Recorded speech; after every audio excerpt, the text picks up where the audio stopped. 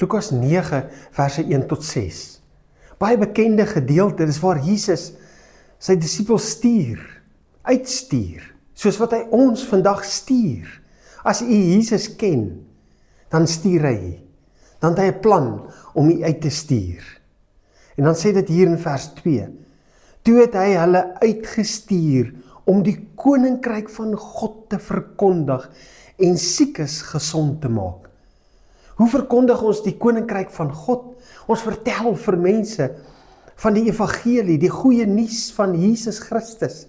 Die goeie nuus dat God 'n plan gemaak het om ons te red, om ons ewig te kan red.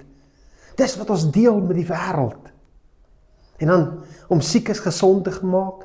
Die grootste siekte, die grootste virus in hierdie wêreld is sonde.